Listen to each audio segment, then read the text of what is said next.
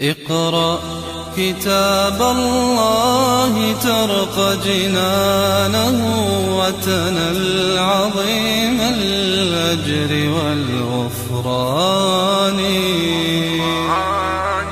رتله روي القلب من نفحاته كالماء يروي لهفة العطشان alaihim walahum yahzanun. Okey, cuba kita terjemah. Qulna. Ayat sebelum ni, ayat sebelum 38 ni, iaitu Allah keluarkan Adam daripada syurga kan, disebabkan dia makan buah kan. Lepas keluar, Allah kata apa? Qulna, kami berkata, ihbitu, turun. Turun kamu minha darinya, iaitu daripada syurga, jami'an. Siapa jami'an ni? Berapa ramai yang keluar ni? Adam, Hawa, Iblis. Okey, lepas keluar buat apa? Fa'imma ya'tiyannakum. Sama. Fa'imma ya'tiyannakum. Maka lepas keluar tu, apa patut kamu buat? Sekiranya datang kepada kamu minni, dari aku. Dari siapa? Allah. Jadi panduannya mesti datang daripada aku, bukan daripada Nabi Adam, bukan daripada manusia. Datang daripada aku apa? Hudan, petunjuk. Kemudian Allah kata apa? Faman tabi'a. Siapa yang ikut? Di sini siapa yang bertakwa. Beza tak? Sebenarnya sama. Bila ikut semua perintah Allah, itulah takwa. Dan bila ikut, itulah tabi'ah. Okey? Jadi setelah datang petunjuk dariku, maka siapa yang ikut hudaya, petunjukku. Bukan petunjuk manusia. Bukan petunjuk guru dia. Bukan petunjuk mimpi dia. Tak, petunjuk aku. Maka Allah janji, fala khaufun, maka tidak ada rasa ketakutan ke atas mereka dan tidak juga mereka bersedih. Okey, sekarang kita nak faham beza khaufun dengan yahzanun. Apa beza? Khaufun takut, yahzanun sedih. Apa beza? Takut benda yang akan datang. Sedih? Benda yang? Itulah beza. Jadi takut ialah benda yang akan datang. Sedih benda yang? Kalau kita besok ada ujian, hari ni takut ke sedih? Takut. Sekarang hilang telefon, takut ke sedih? Saya takutlah. Kenapa? Sebab telefon saya dah hilang. Betul tak ayat? Salah. Okey. Jadi sekarang Allah kata apa? Siapa yang ikut hidayahku, siapa yang bertakwa, dia dapat apa? Dua. Satu, tidak takut. Yang kedua, jadi kalau kita pergi minta kerja dengan mana-mana syarikat kan, kita pun tanya, kalau saya ikut semua peraturan yang diarahkan, berapa gaji? Bos syarikat kata, gajinya ialah tidak takut dan tidak sedih. Kita terima tak kerja tu? Fatih? Nak kerja dengan orang? Okey, boleh? Fatih pun tanya gaji. Berapa gaji? Gajinya ialah tidak takut dan tidak sedih. Nak sign surat tak? Terima? Betul ke ni? Tengok. Jadi sekarang, kenapa Allah tak tawarkan? Kita nak hidup kat dunia, perlukan duit. Betul tak? Tiba-tiba Allah tawarkan bukan duit, bukan pangkat. Ya Allah tawarkan tidak sedih dan tidak takut. Jadi kenapa? Kita tahu tak ayat ni dalam Quran ni? Satu, fala khaufun. Yang kedua, tidak takut, tidak sedih. Berapa kali disebut dalam Quran? Itulah banyak tu, saya nak tahu berapa kali. 14 kali. 14 kali. Makna bila sebut berulang kali dan banyak kali menunjukkan penting. Jadi rupa-rupanya kerja dengan Allah tak dapat gaji. Yang dapat apa? Tak takut dan tak sedih. Okey, jadi kita nak faham ni. Berapa nilai tu? Nilai tak takut dan tak sedih. Saya nak pening Tapi kenapa Allah fokus dua ni je? Sampai Allah sebut 14 kali ni. Tidak takut, tidak sedih. Masalah manusia dua je. Apa dia? Sebenarnya manusia, dia bekerja ke, duit banyak ke, sebab dia nak apa dalam hidup dia?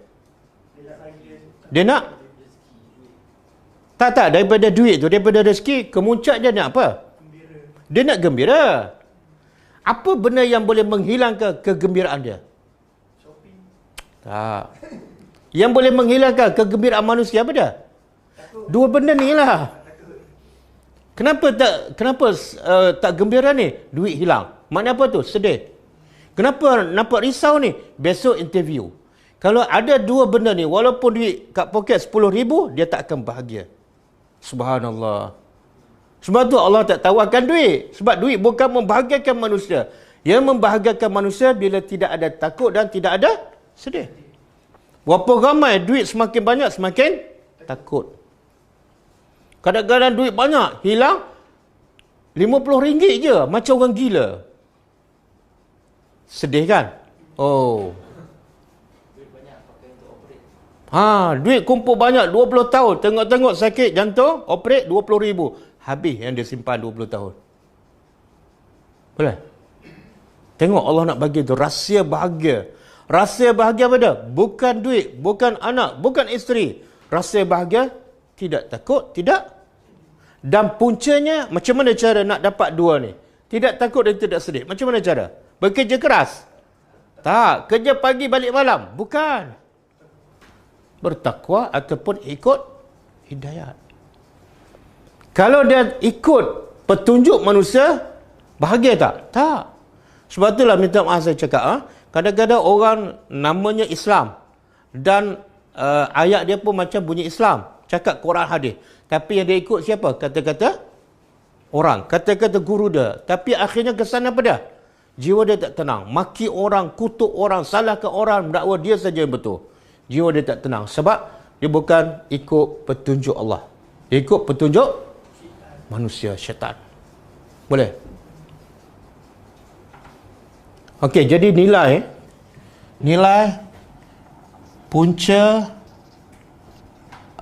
punca bahagia apa dia? Satu, tak takut. Yang kedua, tak sedih. Tanyalah orang-orang ramai kan, pakar motivasi.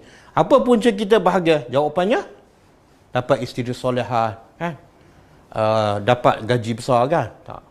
Islam kata punca bahagia bila kamu tidak takut dan tidak sedih. Dan nak dapat dua ni, ikut hidayah Allah. Dan nak ikut hidayah Allah mesti faham.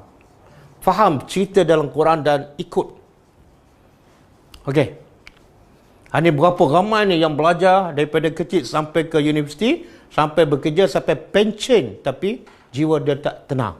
Duit dah banyak, anak semua berjaya, isteri pun cantik, tapi ada rasa sedih, ada rasa takut.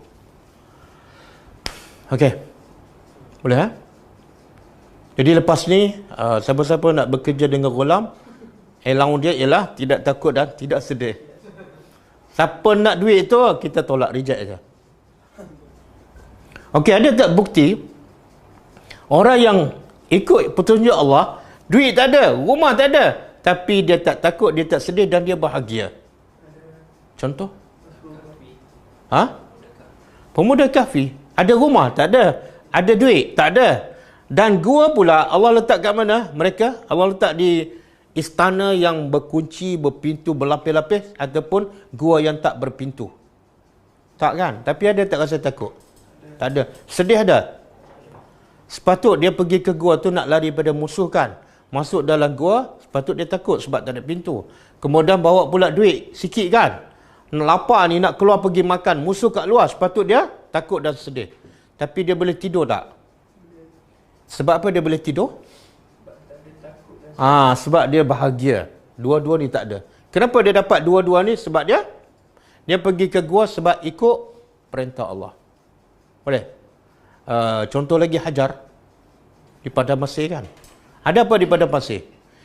Kadang-kadang maklumat ni semua orang tahu, tapi dia tak ikut pun. Allah cerita tak kisah hajar dalam Quran? Cerita tak? Ni yaqussuna alaikum. Kemudian ikutlah pengajaran daripada kisah tersebut. Bukan sebagai nak betulkan tajwid, nak khatam. اقرأ كتاب الله ترق جنانه وتنل عظيم الأجر والغفران